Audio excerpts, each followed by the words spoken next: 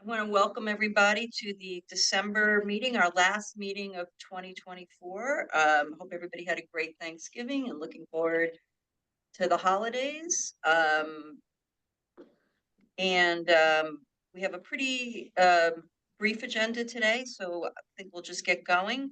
Sarah, would you let us know who is here or not here? Sure. Good morning, everyone. In our New York City office, we have Lisa Gomez, Jerry Romsky, Beryl Snyder, Wellington Chen, and Kent Severud. Al Carney is participating by phone. Here in the Albany office, we have Joan Sullivan, Ken Evans, and Christina Coughlin. And in the Buffalo office, Janice McKinney. And absent is Adrian Swazerski, was not able to join the meeting today. Back to you, Madam Chair. Thank you so much. The agenda for today is straightforward. We have the minutes from the November 6th board meeting. May I have a motion to approve or any corrections? Thank you, Kent. A second? My pleasure. Jerry, thank you. All in favor? Any opposed? Okay, motion carries. Next is the Finance Committee report. Jerry, will you? Yes, certainly. Thank you, Madam Chair. We met a few moments ago. We adopted the meeting minutes from the November meeting of Finance, and then we advanced to discuss the St. Anne's financing, which we unanimously recommend move at today's board meeting. Unless anyone has any questions or concerns, that'll conclude my report. Thank you very much. Okay. Great. Well, that's a great segue into tab 3, the St. Anne's School single approval transaction. You all want to take it away in Albany? Thank you. Good morning, everyone. The board is being asked to adopt the necessary documents for a financing in an amount not to exceed $44 million with a term not to exceed 31 years on behalf of St. Anne's School. Bond proceeds are expected to be used to finance a portion of costs related to the purchase, renovation, and equipping of a 25,000 square foot building located at 142 Pierpont Street in Brooklyn.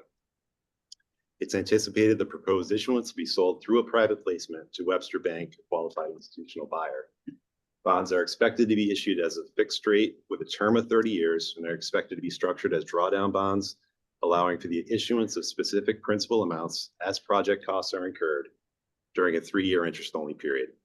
Following the drawdown period, the principal amount of the bonds will begin to amortize over a 27-year period. As far as security, the bank will require a pledge of revenues to secure the bonds, as well as certain financial covenants. At this point, I'll turn it over to Chris and Miska to discuss the bond documents.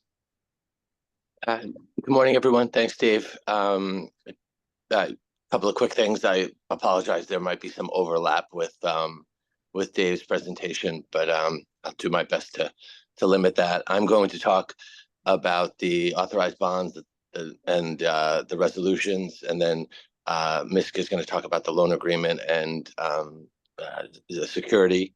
And I hope it's okay to say I have been doing these MWBE type partnerships since 2009, and one of the nice things for me is, we get to meet new people. So this is my first time working with Miska, and I feel like I'm grateful to have the opportunity. She's a new colleague, and it's been really wonderful to work with Miska. So thank you for that.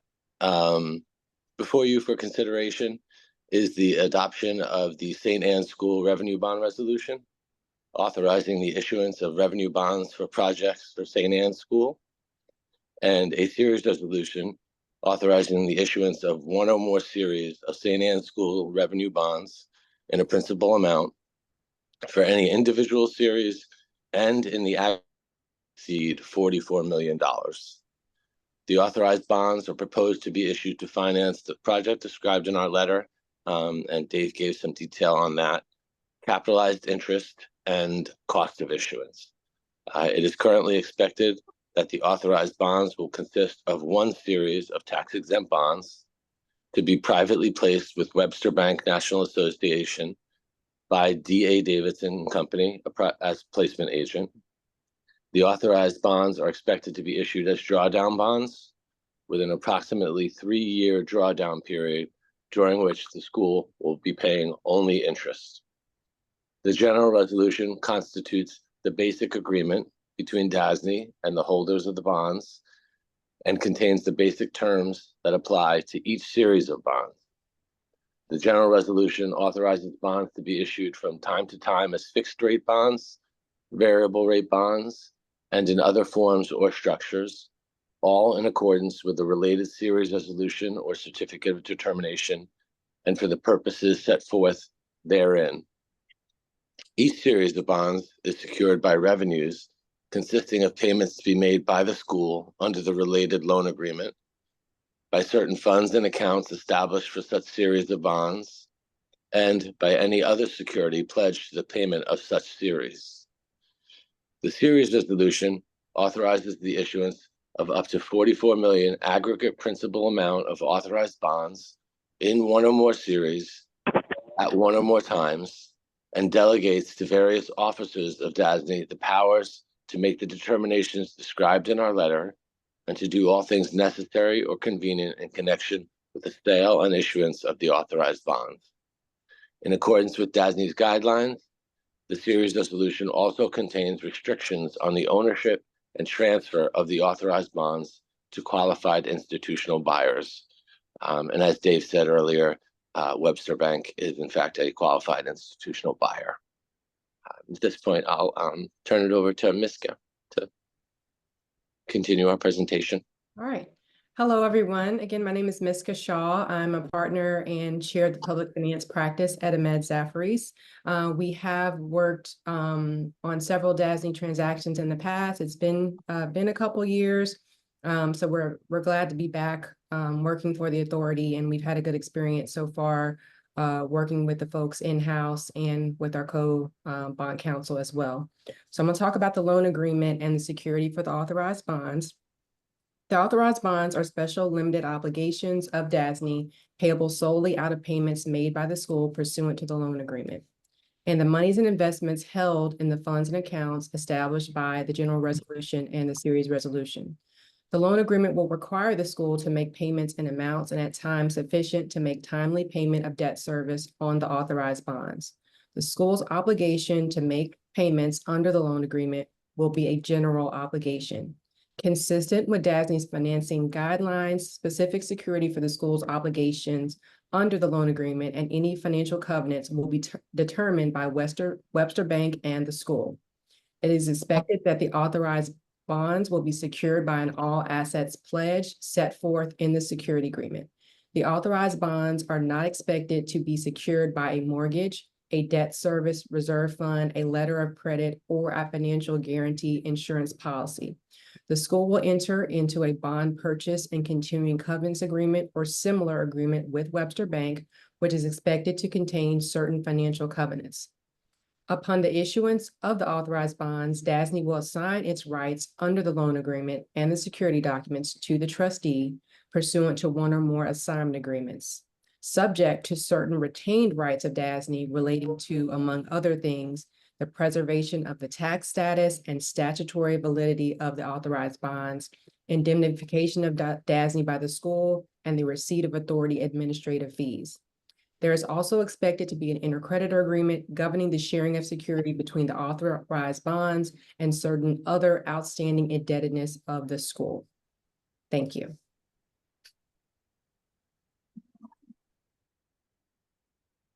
Questions on this? Albany, Janice? No? Okay, great presentation, very thorough. There being no questions, could we have a motion to approve? I'll move. Thank you, Beryl. Second? Janice, second. Janice? Thank you, Janice. All in favor? Any opposed? No? Okay, motion carries. Transaction is approved. And we will turn it over to Robert for the president's report behind tab 4. Great, thank you, Chair. I feel like this month we may be light on business, but we have a large president's report, so I'm happy to cover for us. First up is building our relationships and marketing with a variety of different partners that we use in the marketplace. We held term orientations for the variety of architectural and engineering firms that we work with, many of whom are new to our relationship. I want to thank Steve and his team for helping to organize these. We organized one in the capital region covering much of the upstate partners and one downstate in CUNY. And I think it was very welcome. I think coming out of COVID, they continue to work with us, but maybe have not been as engaged with us and really focusing on our projects. And I think it's good to get back in front of them to hear about how we improved our processes and how we continue to try to improve our abilities to partner with them on different projects. So it's really, I think, an important initiative to continue to foster this relationship. And with there, we had new partners, MWBE partners, and a good chunk of existing partners who had worked with us for almost 20 and 30 years and have continued in this term relationship. Those are the folks that are selected to do projects less than $25 million based on the projects that we have that come in, and a lion's share of our business generally falls into those parameters. So that was a great visit and a great opportunity for us to re-engage. Just a project of note, I visited on November 19th, Odyssey House, which is a project that is worth mentioning to the board. It's one of our first large-scale modular projects that's being built on Ward's Island. Odyssey House has been a longstanding customer of Oasis, and we have done work with them on a number of their facilities. But this is, I think, truly unique, and I think worth noting. The construction team has been working very hard on this. We brought 71 truckloads of what is the modular structure from where it was created and built in place. We deconstruct it and build it and bring it to Ward's Island. And you have to, if you have the opportunity, I'm sure we'll have it posted, you have to see the time lapse picture on what that construction team was able to do in 11 days, basically bringing the entire structure from footings to 2 or 3 stories up, and we'll be back there in the spring for ribbon cutting. But really one of those unique projects that shows how we are able to do innovative things in terms of building and use different methods, not just the design and construction methods, but really thinking about different ways that we can deliver for our client. And so that's worth noting, and we look forward to welcoming you all to the ribbon cutting at that point, so you can see it all for yourselves. I want to move on to our mid-year performance metrics. I think we're at that time of the year, and our team does a great job of making sure that we are consistent with our goals and measuring our goals and our performance against them. So Greg Meisenbacher and the internal controls team have been monitoring and provided some mid-year performance metric updates.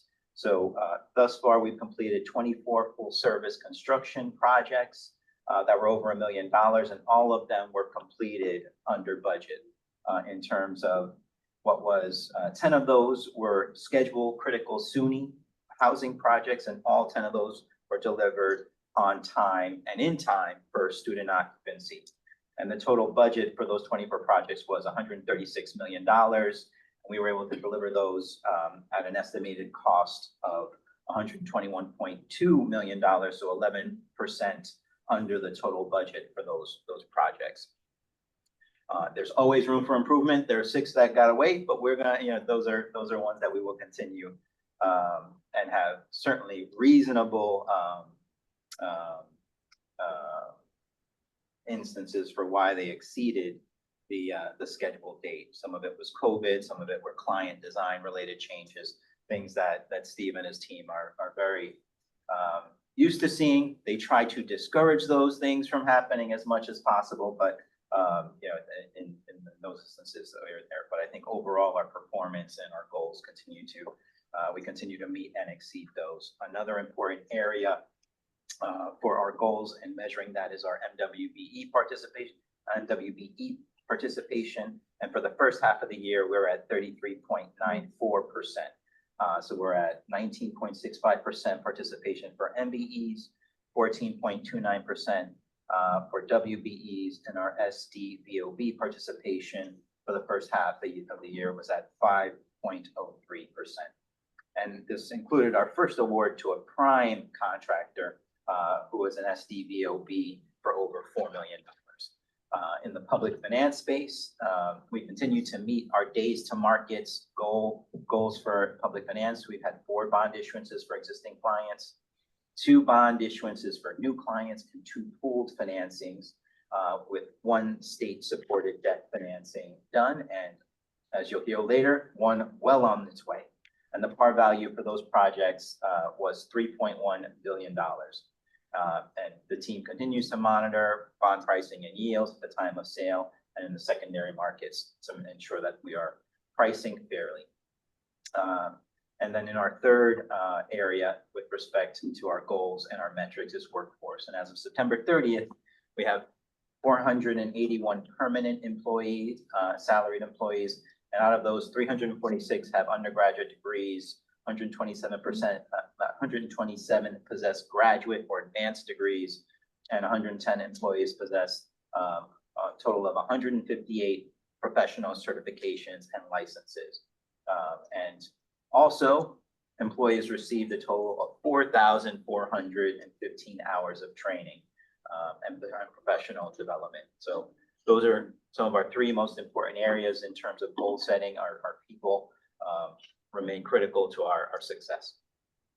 In terms of grant funding, I want to note that we completed a technical assistance, or we're holding one today, yesterday. So we have completed our technical assistance webinar for veterans organizations to instruct them on how to pre-qualify for the statewide financing system.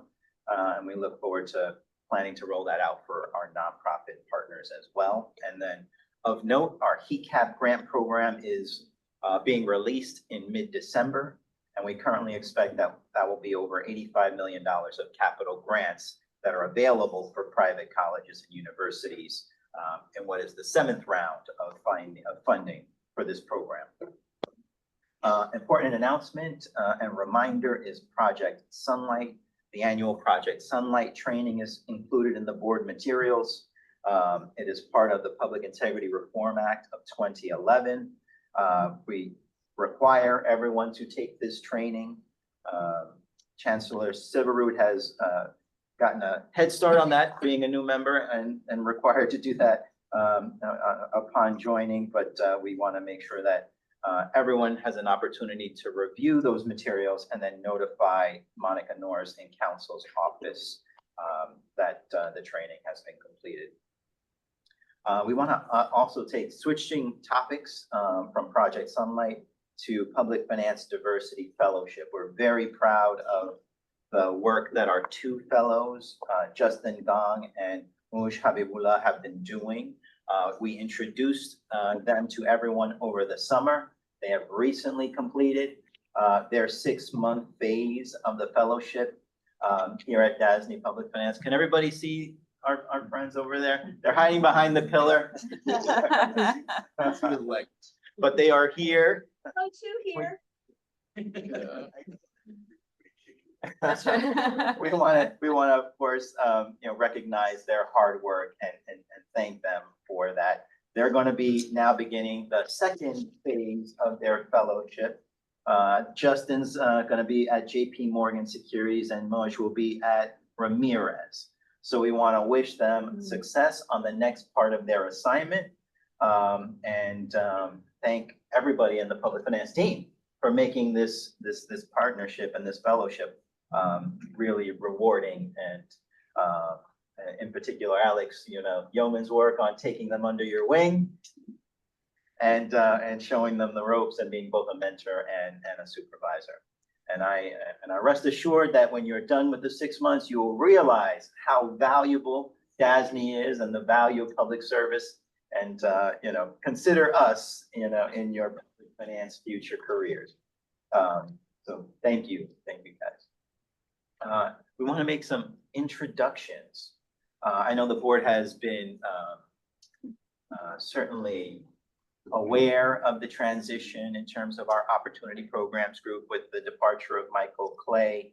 And we have been lucky enough to hire a really incredible person who I wanted to make sure we had the opportunity to present to the board and give them an introduction. Carrie Torres is our new director of the Opportunities Programs Group. And Carrie comes to us most recently from HCR, where she was vice president, focusing on affordable housing and home ownership. But she also served on the governor's interagency task force on health equity, diversity, equity, and inclusion. And before that, worked at NYCHA. So I wanted to make sure the board is aware, utilizes her. We are already well underway in terms of picking up steam on a number of the initiatives that Michael Clay left us. Some of the legislative initiatives that we have been required to implement, and looking to expand our scope in terms of our partnership with MWBEs across the state. So there's a lot of good work there, and I look forward to having her report on that in a future meeting when we have made a little bit more progress on that. But let's take that opportunity to welcome Carrie, and if she's there, she can say a few words. She's not here, Robert. Okay, great. Moving on with the agenda. We also wanted to introduce and/or acknowledge Catherine Louie, who has joined our counsel's office as part of our Excelsior Fellows program. She's a graduate of Cornell, holds an MPA from Columbia and a JD from Pace, which is notably the alma mater of our current general counsel, Nadine Fontaine. And she recently passed the bar. So we are very excited for joining our council team. And wanted to just make the board aware of her presence here at DASNY. And then included in your packets are the annual board action chart, just so everyone is aware of the different timing and responsibilities that we have with respect to the board actions for the 2025 calendar year.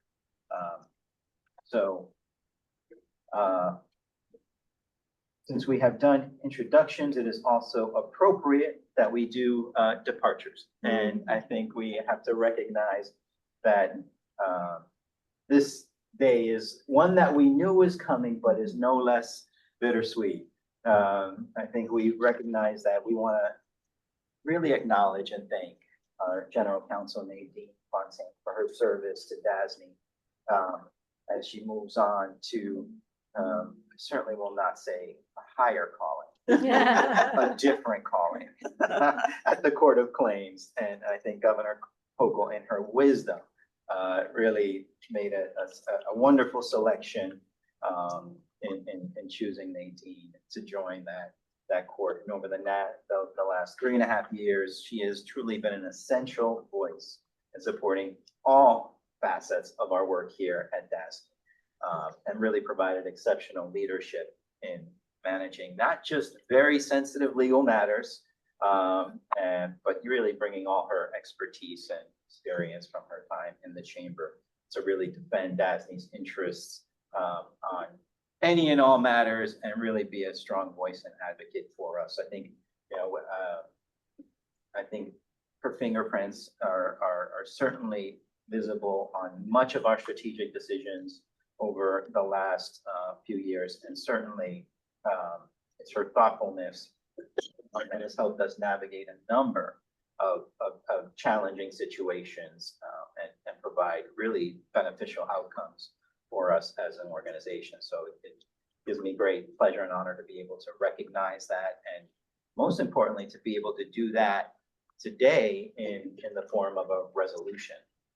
So I won't read the whole resolution, but I will take a few snippets.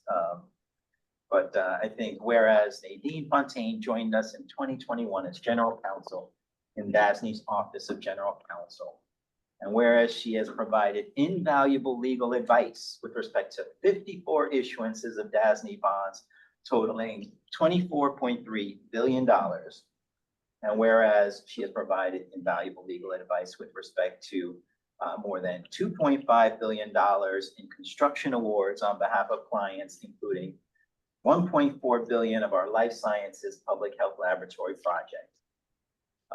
And whereas she has provided thoughtful legal advice regarding our real estate portfolio and been a zealous advocate for our MWBE and SDVOD compliance programs, it is resolved that DASNY's board pauses to reflect and appreciate the dedication, commitment, leadership, integrity, and management skills that Ms. Fontaine has brought to us during her tenure. So once the board approves it, it will be resolved that the board offers its sincerest thanks and best wishes to Nadine Fontaine on her future endeavors.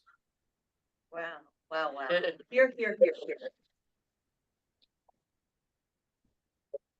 I think that we would all agree that a resolution is not enough to give you our thanks for your wise wisdom and guidance throughout the few years. I didn't realize it was so new that you were in 2021. I think I came in 22 or maybe 23. I don't remember.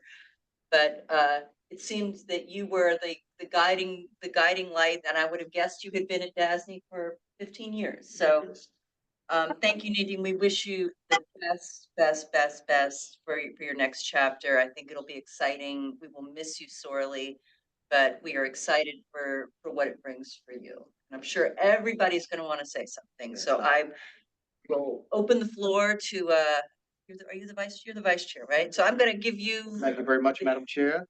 Thank you, Nadine. You've guided us remarkably well through some turbulent and choppy waters over the last couple of years. And certainly we are a better organization because of that. And thank you. And I'm sure you're going to miss us greatly. And you will be a welcome addition to the Court of Claims bench. So congratulations on that, and I'll pass it up to Beryl if she'd like to say something. I think you have a very, very promising future, and I'm glad DASNY could be a part of it. You've done a sensational job here, and I look forward to seeing what you do in the future. And if I may add, just during some very challenging times, so Nadine, you did an impressive job. Your Honor, congratulations. Okay.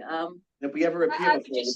I would just like to add, Nadine, you've just been valuable to the board. You've been patient, and you have spent a lot of time with us, making sure that we're on board. You are going to be missed, and we do wish you luck.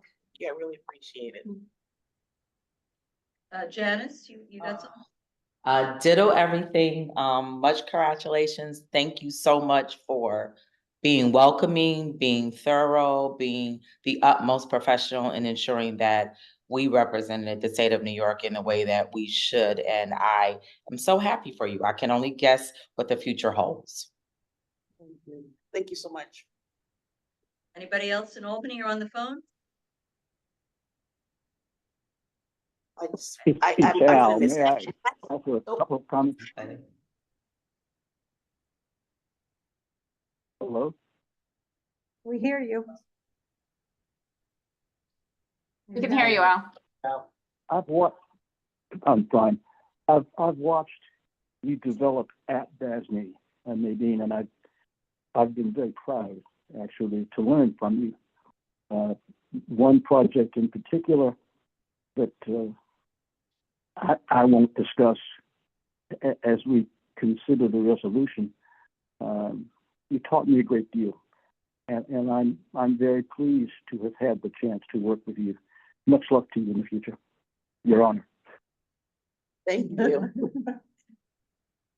It's been a pleasure for me as well. It's bittersweet. I'm looking forward to my next chapter, but I'm also not looking forward to closing this chapter because I thought I'd be here with this team for a lot longer. You know, usually I like to stay. I'm not a good transition person. I like to stay. Kind of felt like this is my DASNY family. I'm going to be here for a while, but you know, it was an opportunity that I couldn't say no to. So, you know, I really appreciated my time here. I appreciated working with every one of you. I've learned so much since I've been here at DASNY. I had DASNY in my portfolio when I was in the chamber. That means nothing when you're actually in the trenches, you know. So I really, really appreciated my time here, and I appreciated everyone because I had a learning curve and a transition curve in the beginning, and everybody welcomed me with open arms. So I really, really thank everyone, and hopefully I will not see anyone in my courtroom. But I am just up the hill. I'm going to be right up the hill at 150 State, so I'm not going to be too far. So if anybody, I'll still be available for coffee. I just can't talk about anything that we're working on. But again, I just wanted to thank everyone again for the time that I had here. We will get to visit you in your chamber. Yes, right up the hill. All right, I Excellent. guess we need a motion to approve the resolution. Be my honor. Okay, Jerry, second Janice, thank you so much. I don't even think we need to call. John seconded. John? Joan. Joan? Joan was the second on the resolution. Joan. Okay, sorry, did not hear that. So, I mean, it's almost embarrassing to call, but all in favor? Aye. I know no one is opposed, so, thank you, Nadine. We will really miss you, and we are excited for you. Okay, Thank you.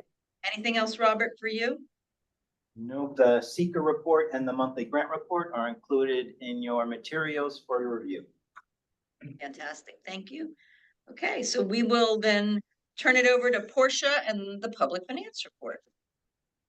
Thank you very much. Very hard to follow all of that, but included in the members' materials are the standard public finance reports. A brief market update for year-to-date new issuance volume for this year is approximately 505 billion, up approximately 30.9% from last year's volume. This week, primary issuance is anticipated to be pretty high at 14.1 billion. November volume was about 24.7 billion, down 33% from 2023, as election-related uncertainty and fewer available pricing days kept the volume low. Investor demand remains strong. Municipal bond funds reporting net inflows last week, marking the 22nd consecutive week of positive fund flows. Tax-exempt bond yields improved across the curve on Tuesday, with the 10-year AAA MMD decreasing by 3 basis points to 2.73, and the 30-year decreasing by 2 basis points to 3.57. U.S. government bond yields were higher, with both the 10-year Treasury yield and the 30-year Treasury yield increasing by 4 basis points to 4.23% and 4.4%, respectively. Since the November board meeting, the 1-year MMD rate has decreased by 15 basis points, 10-year has decreased by 24 basis points, 30-year has decreased by 26 basis points. During that same time period, the 10-year Treasury decreased by 3 basis points, and the 30-year decreased by 4 basis points. I did want to update the board and let you know that we will be pricing the $2.5 billion sales tax transaction next week on Monday and Tuesday. And that concludes my report. Thank you very much. Any questions for Portia? No? Okay, Kim, we will turn it over to you. Thank you, Madam Chair. Included in your packet are the standing monthly financial report and the quarterly treasurer's report with highlights. Unless there are any specific questions, I would defer comments on the monthly financial report to submit your financial update. But before I move on to that, I just want to highlight a couple items that included in the quarterly treasurer's report. The investment portfolio decreased by approximately 2.6 billion, primarily due to the use of amounts previously provided by the state to defease bonds, payments to bondholders, and construction expenditures offset by new money bond issuances. Turning to the broker-dealer results, on the last page of the report, we had a decent quarter for MWBE participation, where over 25% or 616 million in trades via phone solicitation went to an MWBE firm, with another 2% or 47 million going to SDVOBs. And on the electronic training side, we awarded just under 30% or 291 million to MWBEs with no awards made to STBOBs. Any questions on that before I move on to your financial update? Included in your materials is our current projected financial results for this fiscal year. As noted in the memo, our internal operating expenses are expected to come in 1.5 million over budget due to the previously reported overruns in salary and health insurance expenses. Overall, 2024-25 operating expenses, which include pass-through expenses, is projected to come in 0.5 million over budget, with the operating surplus expected to remain consistent with the adopted 24-25 budget.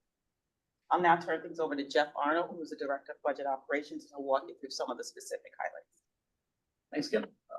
So as she mentioned in your materials, it's the update to 2024-25 budget financial plan summary that the board adopted at March 13th, 2024 board meeting. This update is part of the annual budget process required under the Public Authorities Reform Act of 2009, and we're not asking the board to take any action today. As Kim mentioned, the updated expense projections for the year show that our salary expense is projected to come in about $1.5 million over budget. It's primarily due to increased hiring. I think President Rodriguez mentioned 481 people as of September in his mid-year report. And by my count, we're going to hit 500 tomorrow. So that kind of shows the growth in the past quarter. Our HR team's been doing a great job bringing people on board. We do anticipate that some of the salary expenses that are associated with succession planning efforts will be allocated to reserve funds, which should lower the projected overrun. Benefits costs are projected to come in $500,000 over budget, almost entirely due to participation for health insurance. I think 2 years ago, our retiree expense exceeded our active employee expense for health insurance, and practice continued current year. Our maintenance and operations expenses are projected to be about 0.6 million under budget, with office infrastructure expenses such as utilities, office supplies, and computer services all projected to come in slightly under budget. Pass-through expenses are projected to end up $1 million under budget, primarily due to our post-employment benefit accounting entry, which is represented as an expense with an offsetting receivable for our public clients. Including pass-through expenses, we're projected to be over budget by $500,000.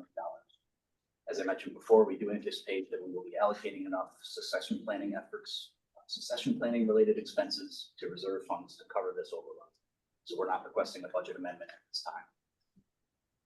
We're in the process of developing the 2025-26 proposed budget, which will be submitted to the board by December 31st, as required under the Public Authorities Law, and presented at the January 2025 meeting. We anticipate asking the board to adopt 2025-26 operating budget at the March 2025 board meeting. Happy to take any questions that anybody might have.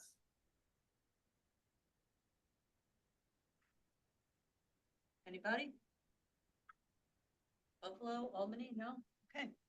We have no approval items there, so if there are no questions, we will turn over to Steve, who is not here. Is he somewhere else? Yep, I'm here in Albany. Hello. You're in Albany? Okay. Just quickly for this past period, we added 2 new projects, one at the College of Staten Island and one at Queensborough Community College, both CUNY projects. Their total value is just north of 10 million. We completed 5 projects, 1 for CUNY at John Jay, 2 for OPWDD, 1 at Finger Lakes and 1 at Sunmount. 1 OMH project at Mohawk Valley, and SUNY Buffalo, the Ellicott Welcome Complex Center was completed as well. Total value for those 5 completed projects was just north of 50 million. Expenditures for the year through October, last year, 2023, were 446. For October 2024, it's 520 million. So there was a gain of 74 million in construction expenditures so far this fiscal year. On the cover of the monthly projects report is a project down at Brooklyn Children's Psychiatric Center. This is a re-roofing project for buildings 1, 2, and 3. 7.1 million for the project. Superstructures was our design consultant. We started design in August of 18. completed design in June of 2020. Construction started in October of 21 and completed in December of 24. We had a non-performing contractor. They were reinforced by the project's surety, and the surety's completion contractor just finished the project this month. Just a couple of program updates and projects, starting with SUNY FIT. Substantial completion date is pushed into January of 2025. FDNY is on site today doing their fire alarm inspection. They'll be back next Tuesday and Wednesday to complete that. As far as New Pulse and Mohonk Hall, this is the $49 million gut reno. We are still on target to complete the project in July of 25. And the Binghamton, the new 350-bed design-build dorm project was advertised for expressions of interest in September. And we have shortlisted firms as recently as just this past November, and RFPs have gone. We'll collect those and make the selection thereafter. For CUNY, we are scheduled to meet with them again on December 12th. Still a very heavy workload with more projects being added in. OMH, the Capital District Psych Center, our contractor for the new parking garage, mobilized on November 18th. We are installing a temporary parking lot before we demolish the existing parking structure and rebuild. So that project is underway. Western New York Children's, the temporary shoring scope of work for the undersized roof framing was received and priced. We are in the process of shoring the addition. That started on December 2nd and should be completed in a couple of weeks. Just a couple of other quick things. The DOH Life Sciences lab consolidation project. Design continues. The PLA was approved, as you all know, by the board last month. Our IGMP is scheduled to be received in January of 25. Just a few administrative items. We are making progress with our recruiting. As recently as September, we had 44 open recruitments for 70 positions. We are down to 27 open recruitments for 50 positions, so heading in the right direction. A couple of PLAs will come to the board for consideration next month. These are in the southern tier with the Binghamton, Oswego, BCTC for two upcoming projects for OMH and OPWD.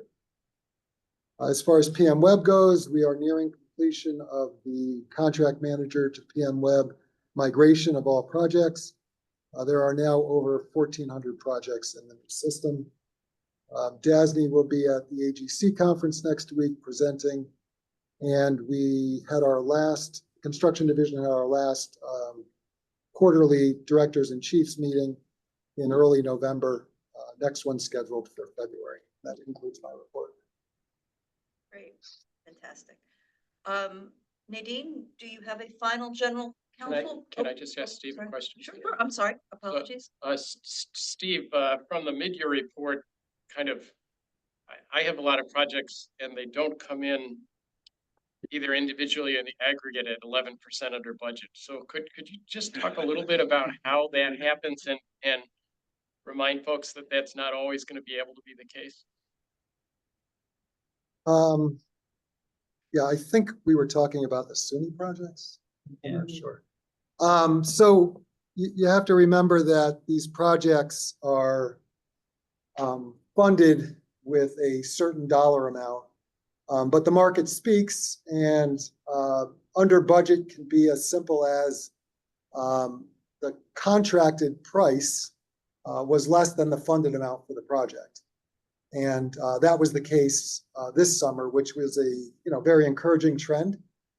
We are also seeing a larger number of bidders interested in DASNY projects, especially downstate, mostly around the general construction trade.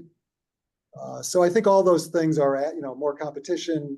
All those things are adding to lower pricing.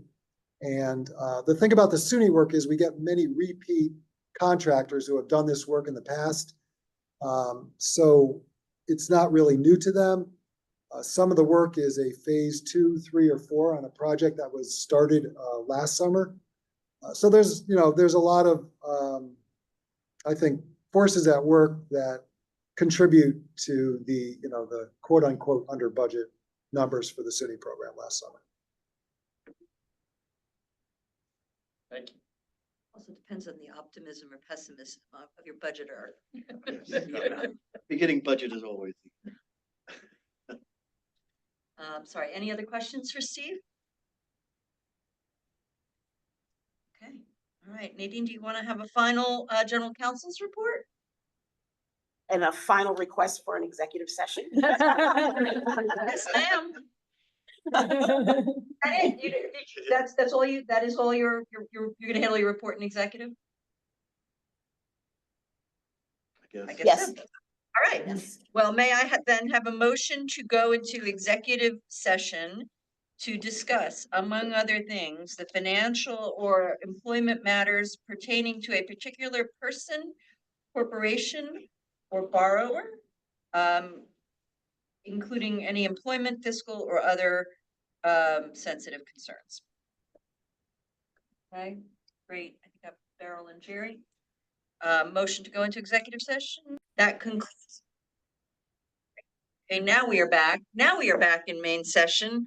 In executive session, no decisions were made other than to return to the main session, the public session. That being the business for today, may I have a motion to conclude the meeting?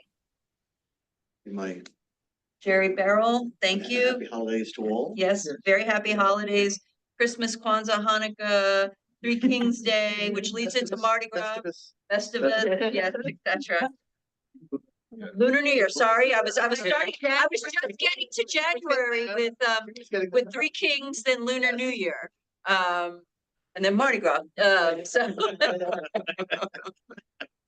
Okay. Do something special this year. Okay, so thanks very much. Oh, Janice is back. There's Janice. Okay.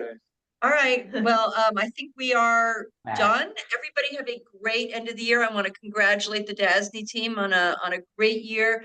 And we want to just reiterate our first departure to Nadine. Okay, everyone. Yeah. Okay, have a great new, I think I forgot regular old New Year. Actually, what do we call that? American New Year's? My birthday. Your birthday, what is your birthday? Your New Year's Day? I did not know that. Well, now I will not.